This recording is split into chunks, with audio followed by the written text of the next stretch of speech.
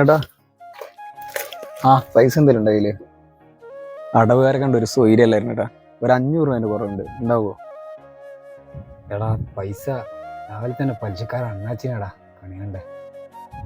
പണിയും ഇല്ല എൻ്റെ കയ്യില്. എത്ര പൈസടാ?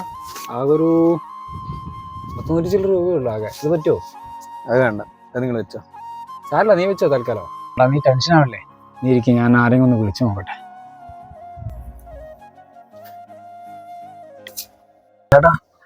ഒരു 500 രൂപ ഇതാരതാ? 500 റുപ്യല്ലേ? നിന്റെ അത്യാവശ്യത്തിനുള്ള പൈസ ആയില്ലേ? തൽക്കാലം കൊണ്ടേ അടവടയ്ക്കാം. ആരതാ ഒന്ന് നോക്കണ്ടാ. വേണ്ടായിരുന്നു ചേട്ടാ, ചിലപ്പോ നമ്മളെക്കാളും ഗതികെട്ടവന്റെ പൈസ ആയിരിക്കും. ഇത് നിങ്ങൾ നിങ്ങളെ കയ്യിൽ വെക്ക്. എന്തായാലും ആരെങ്കിലും അന്വേഷിച്ചു വരും. വന്നില്ലെങ്കിലല്ലേ അതപ്പ നോക്കാം.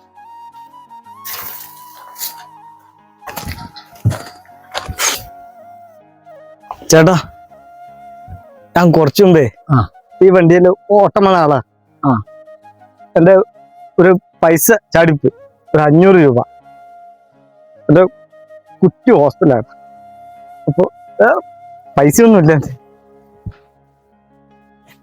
കിട്ടിയായിരുന്നു ചേട്ടാ.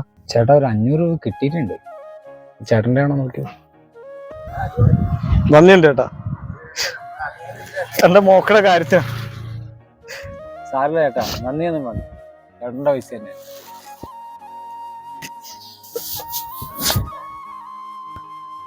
ഇപ്പൊ ആ പൈസ എടുത്തിട്ട് ഞാൻ അടവടച്ചായിരുന്നെങ്കിലോ ഈ ജീവിതത്തിൽ എനിക്ക് ഉറങ്ങാൻ പറ്റുക?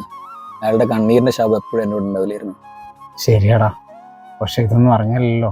ഞാൻ പറഞ്ഞ നിന്റെ വിഷമം കണ്ടപ്പോ പറഞ്ഞു പോയതാ.